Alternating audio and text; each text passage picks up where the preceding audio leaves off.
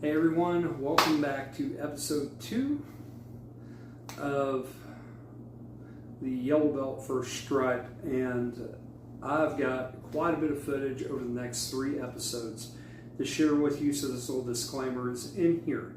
Now I'll be using stock footage. I've made that decision because after rewatching the stock footage, I explained the form you're in is pretty good, and I get into some applications like dropping the chop block into the back of people's necks. That's cool.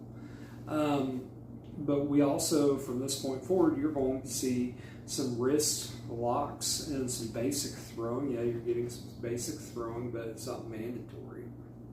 The wrist lock and understanding how that wrist lock works is, because the yellow belt is my wrist, it's a wrist belt.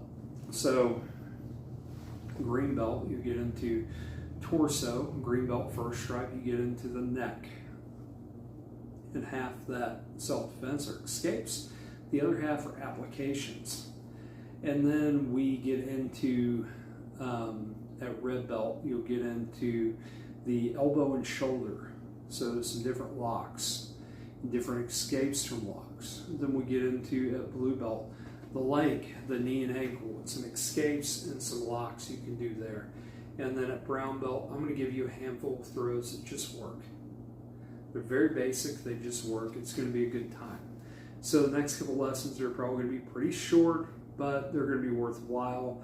And I think I've lent quite a bit of context to them. The original stock footage from like 2 years ago is actually pretty good. So I'm just going to use it. It works just fine. It explains the technique. And we'll go from there, and if I need to elaborate further, you might see a little cutscene of me explaining something a little further. Maybe, maybe not. I don't know.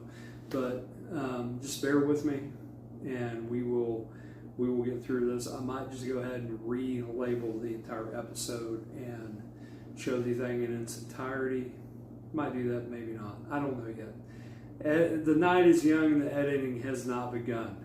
So that decision was made on the editing, in the editing room, and what doesn't get used will be on the so-called floor.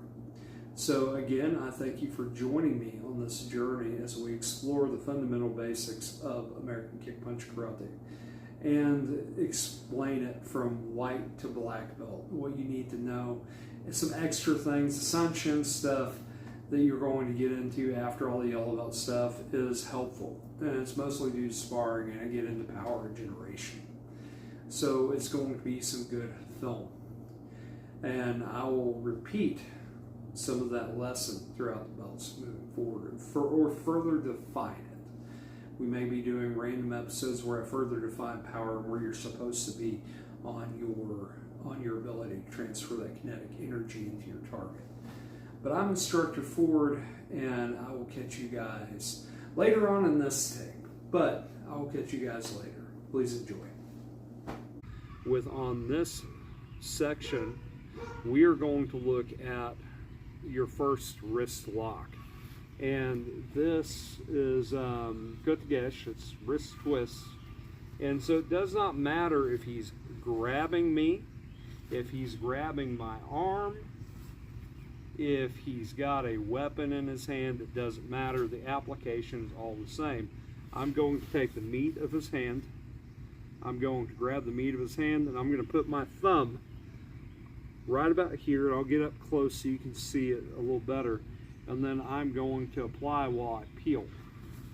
Now, this is also handy, not done at full force, against little kids to take stuff out of their hands if they're handling stuff they should be handling. Take them little things to grab. Okay, so if he's grabbing here, the application would be here, and then I would come and apply. Now, what's happening to your body right now, Will? Locking in with the elbow and the shoulder. So it's locking the elbow and the shoulder. What are your legs doing? Follow the wrist. So that leg's getting light, isn't it? When you apply this wrist lock, and how you're going to stretch for this is you're going to apply it on yourself. That's how you're going to know if you're doing the wrist lock well. A lot of stylists will bend that wrist all the way in, they'll come here, bend that thing all the way in and rotate it. That's cool. I like leaving a 45-degree bend because it disarms that much better, and I can line it up with my belt and they flip better without as much effort from me. So up close, what this is going to look like, just on the basic hand, it doesn't matter if he's punching, grabbing, he's got a hold of my wrist. I'm grabbing here and I'm rotating over. I'm not going to grab with this finger. It can lace over, but I'm not going to grab. And you look at what his hand's doing, and then I can come in to the joint and just add a little more force. I could palm strike that and flip him. And so if you, that is a kotegesh, amongst other things if you practice Seiyunchin. So let's go cross, because that's how this works. My brain's not working today. So it would be a cross grab.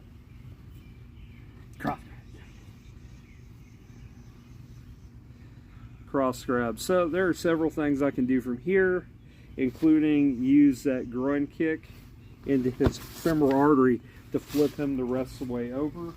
Now, if you're wearing loose clothing, all the better. He'll get tangled up in that, and it act as like a third point restraint.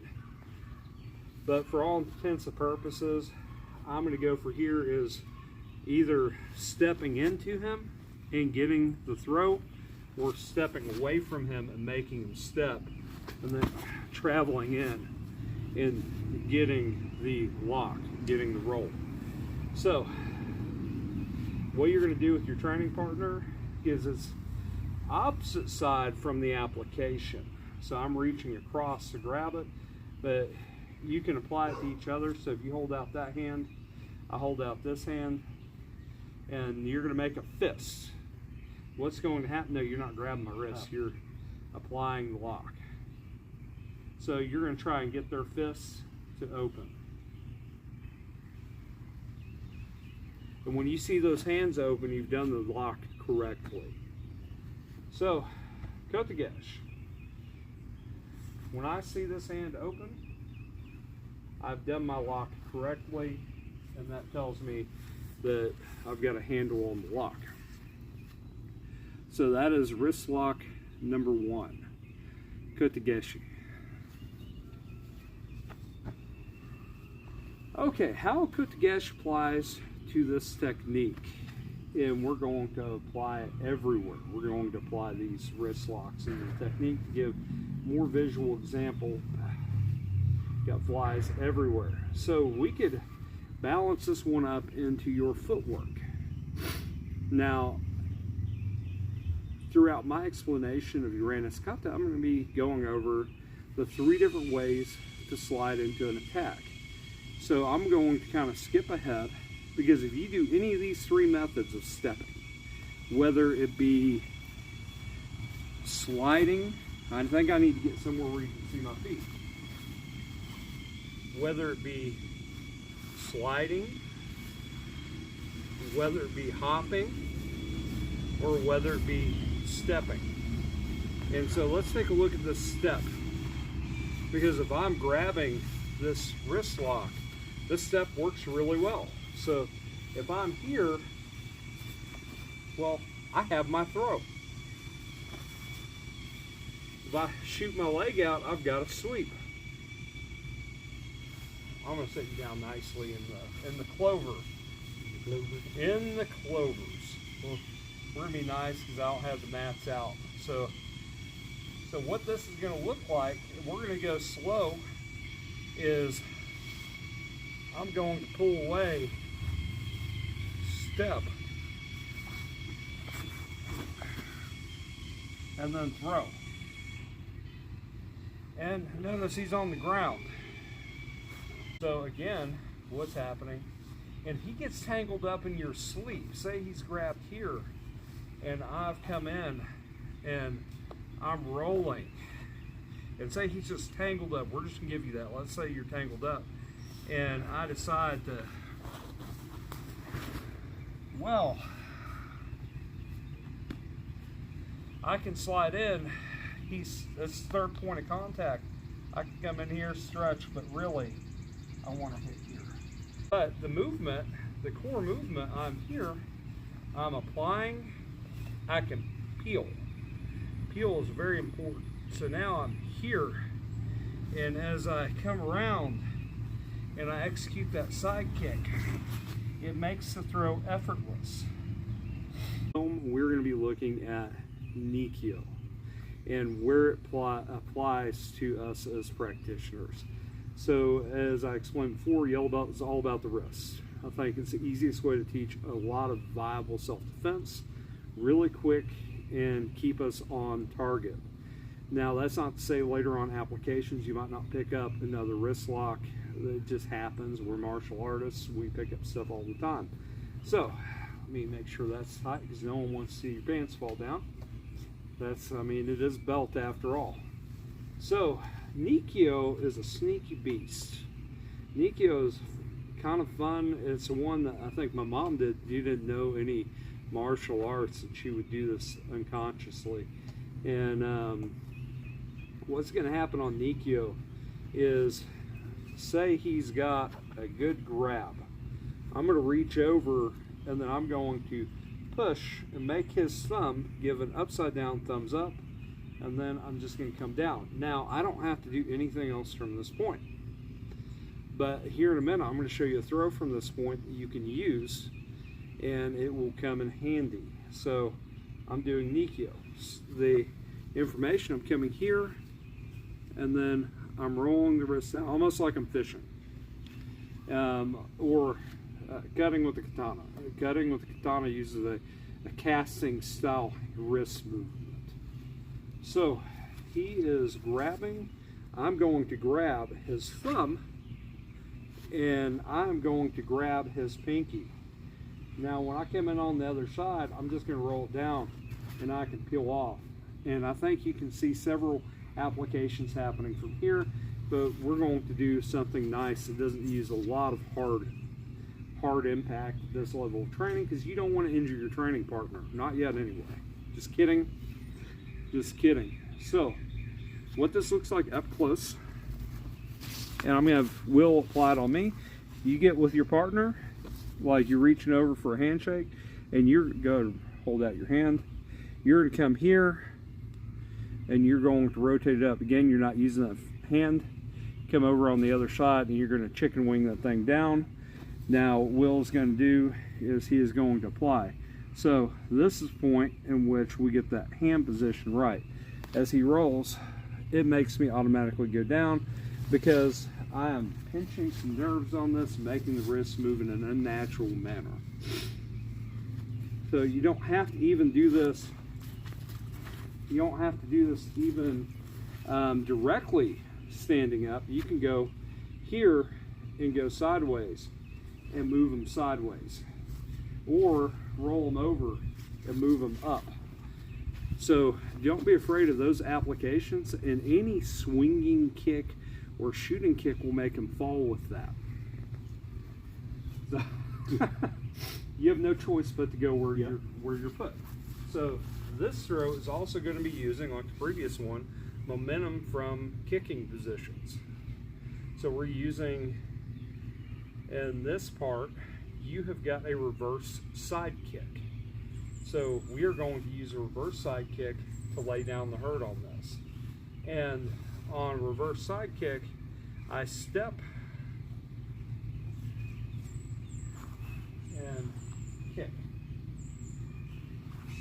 So we're going to use the basic foundation of this reverse side kick, which would be as he's grabbed, I'm going to go here, roll down, pull him into my chest, and as I come in, I'm going to move.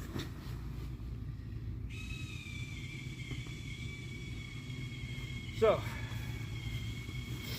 all I'm doing is reverse side kick beside his body. Now we're going to look at another application, and it makes a circle. That's really quick. What this is going to look like with speed is I'm here. Right. Notice the fourth part. My God. fourth part of first stripe yellow, and we're going to get into finger locks. So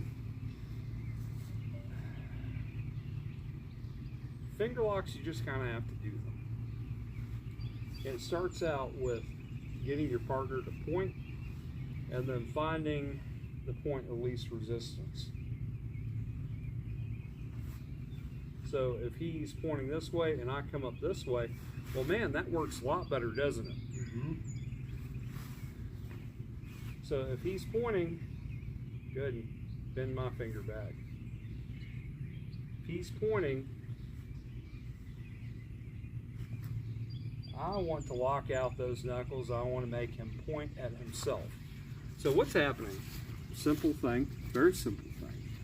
We'll move closer to the camera. So if he's pointing, I'm coming in here and I am capturing that knuckle. I'm capturing, the only pivot point is here on my middle finger. That's the only pivot point. Pivot point's here.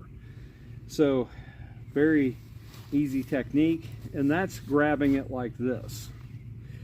And if I want to, I can bunt his shin with my shin, and then when he, after he gets hit him with a double elbow, he's going to go down. It's going to be hit his springboard off of him. You can decide. Okay, so that's one way to bend it. The other way is grabbing it here, and you're using the same fulcrum point. Using the same fulcrum point, but I'm bringing it close to my body so I can take advantage of these fingers, and I can set past his leg and he'll flip on the ground. So we're going to look at both applications, and the first one being he's pointing and I'm just bending back, hitting. So very simple. I bend back, I springboard, I kick,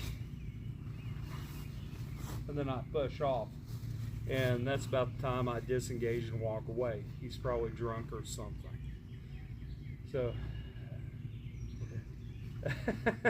it's like, hey, I want no trouble. Don't stick around for autographs because he could probably charge you with assault for that, even if he was the one being aggressive, depending on what kind of state you live in. So the second one we're going to get into is he's coming here.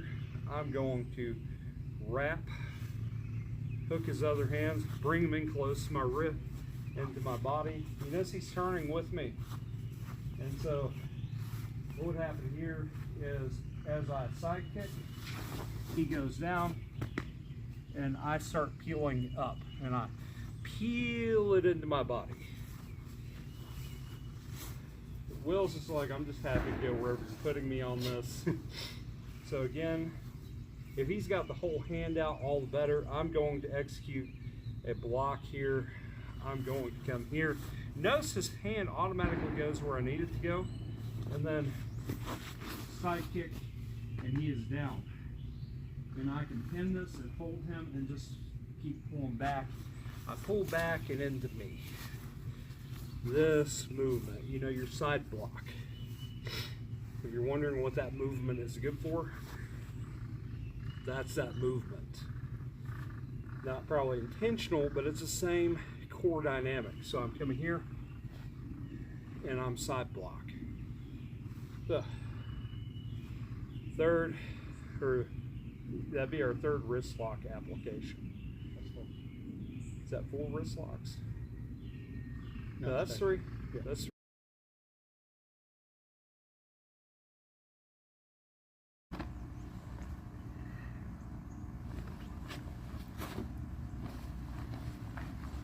Eyes.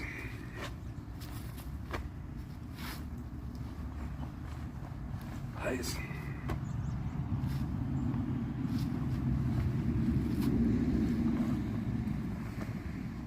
Eyes.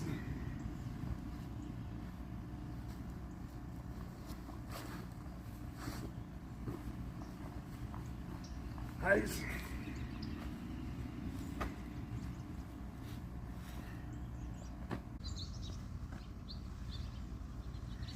Hello everyone, I'm Instructor Ford, and welcome to the Orange Belt section of American Kick Punch Karate's Orthodox syllabus. So when we get into the old manual, the founders of American Kick Punch Karate left a lot to be interpreted. Just because it has a dot with an arrow doesn't mean you have to step. So at this stage in your training, if you're training off of the training material or in class, you're left to a lot of interpretive freedom on how you interpret the information given to you. We know that in the movement, it's always going to be progression, never moving backward, even though when I start this one, I step back, but I step back into a ready position. Now, and I'll give you an example on part of this, what the difference in interpretation is going to look like. Now, I'll be presenting this like I presented Neptune. So Uranus will be presented like Neptune. And you will see each part of the kata done per side, then done as one complete kata. So it is very important to know that as you're interpreting this information, there's a lot left up to you. There is no wrong path here. Now, if you start moving backwards and it's all defensive movement, because American karate is very aggressive, you need to be moving forward.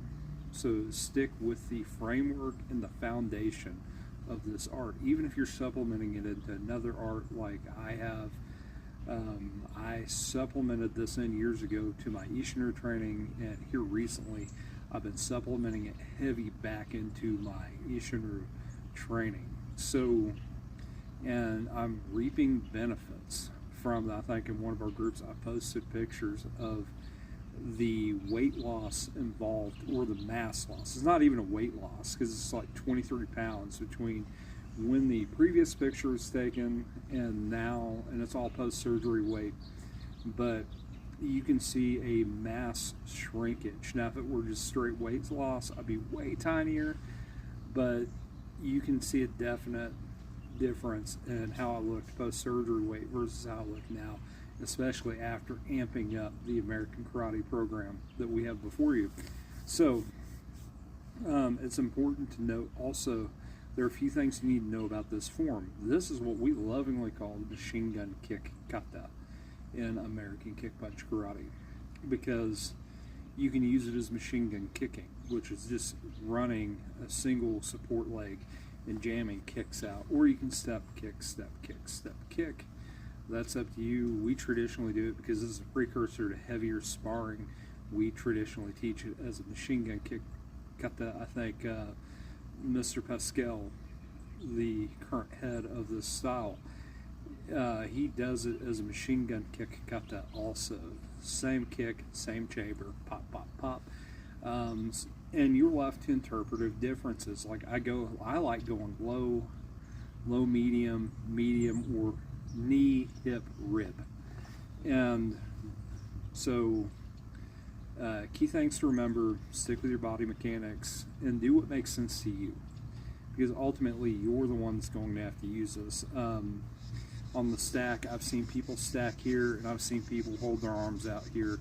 I do more of a traditional Korean style hand positioning because I'm simulating grabbing the sleeve and grabbing the wrist or the sleeve and grabbing the arm and bringing it over into a lock, and then leveraging the kick to machine gun in.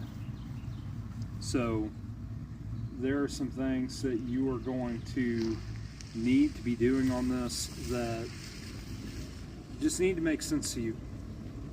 So I'll give you an example of part 1 of this form, and I always put the diagram of the kata from the original manual on the onset of every one of these videos. Also, ki-eye placement. The general rule of thumb on these forms is it's usually at the end of every turn. You can add or take away ki-eyes, that doesn't matter. The key is the foundation and the framework are present. So what you'll generally see, the difference in these movements is when I bow, I'm going to look to my side, and then I get into a ready position with chop hands. So you're going to see bow,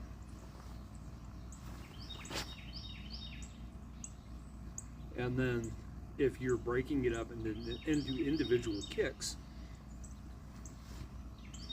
you would slide or step and kick. Slide, kick. Okay, so now, or I think I promised you the whole first part, but if I were doing it slide, kick, it would look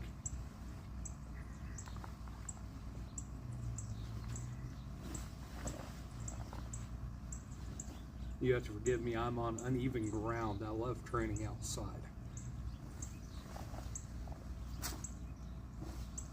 Ice! And that's what it would look like. It's, to me, that's awkward, but that does have use in sparring. If you're chasing someone across the ring in closing distance and you don't want them closing as you're stepping, that's why you would slide instead of sliding and posting.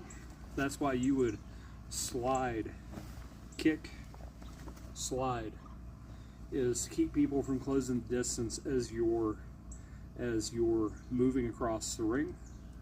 So there is a value to that. Now I'm going to show you what we generally do with this form, because it never says you have to step. It doesn't even give you instructions on what stance to be in. So use stances that make sense to you.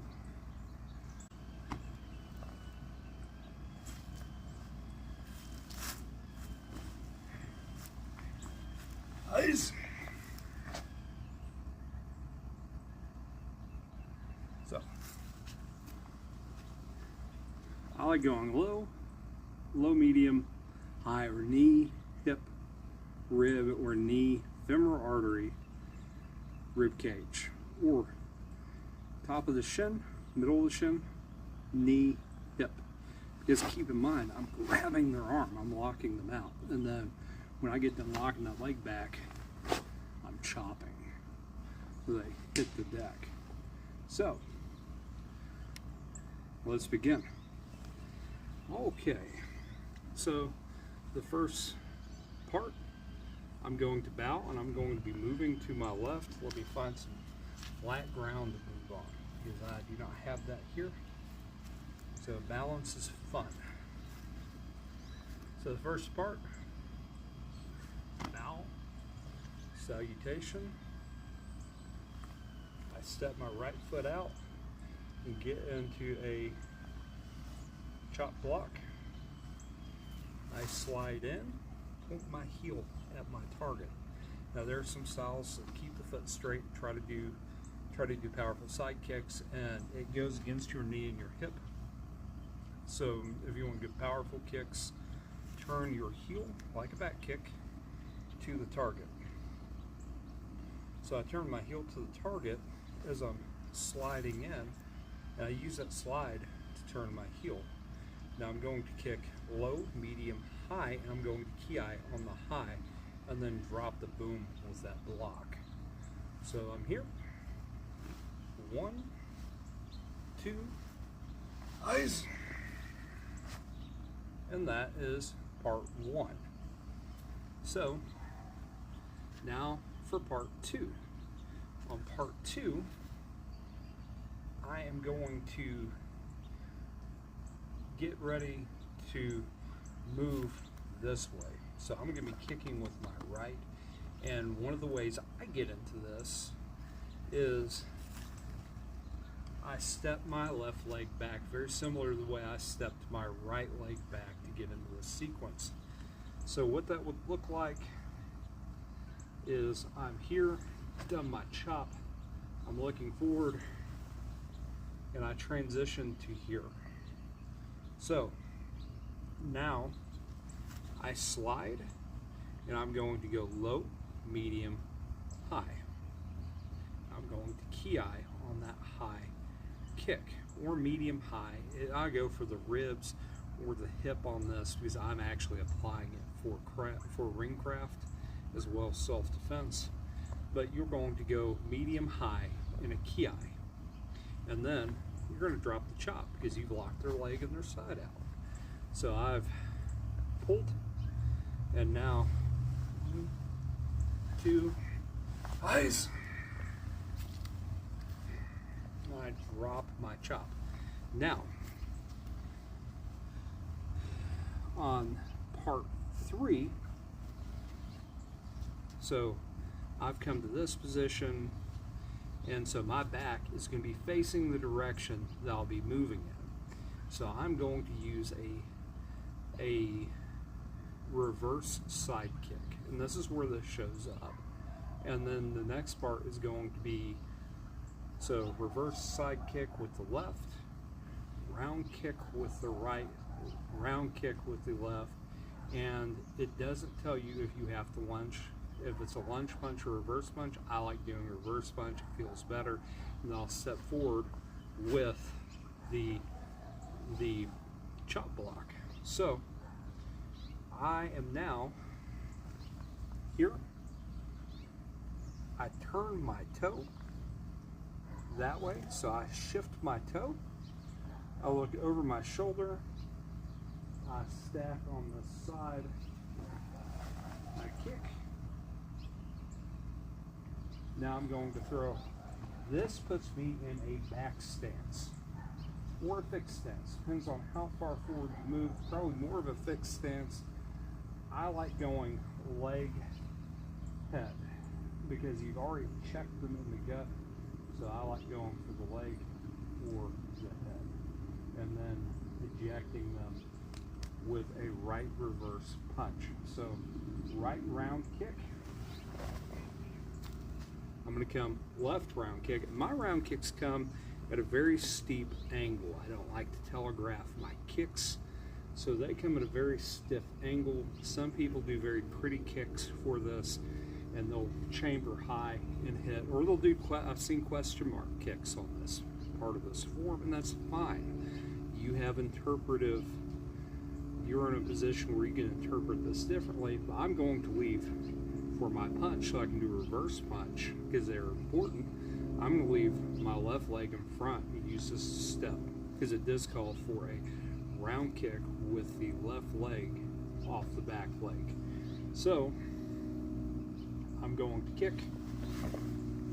Nice. I am here. I'm going to turn my toes so I can throw my side kick off my left leg so my right toes go in. I'll look over my shoulder. Side kick. I'm going to throw a round kick and then step with a round kick. And then nice. So, a lot going on there. You can, on this movement, you can do lunge punching and continue forward movement. It feels better for me doing a reverse punch, and I use that in sparring. So after I planted my round kick, I eject them with that reverse punch, whether it be low, medium, or high. That's up to you. And I emphasize the ki on that. Now for the last part.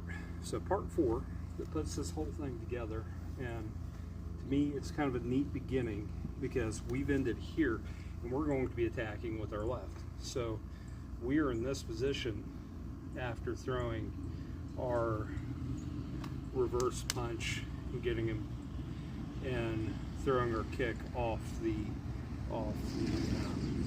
left leg. So I'm going to grab,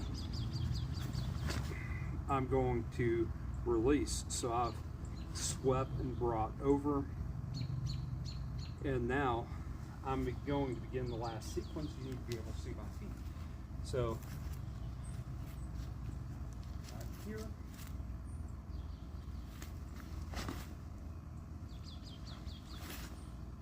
I step and I chamber. Now low, medium, high, and a ki, and then we end the kata. So eyes.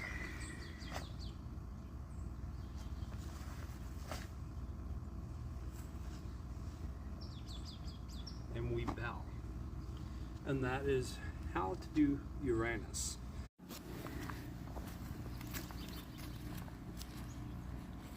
Okay. On part 4, you're going to be walking backwards. So this is what you will be seeing. We are here. So I'm going to look this way, grab, slide up, low, medium, high, PI, and ready position. So. Nice.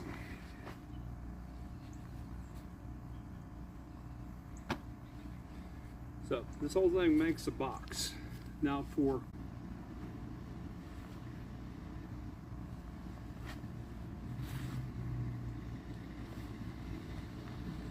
nice.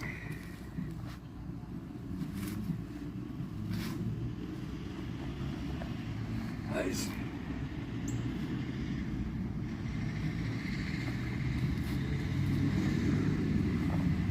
Nice.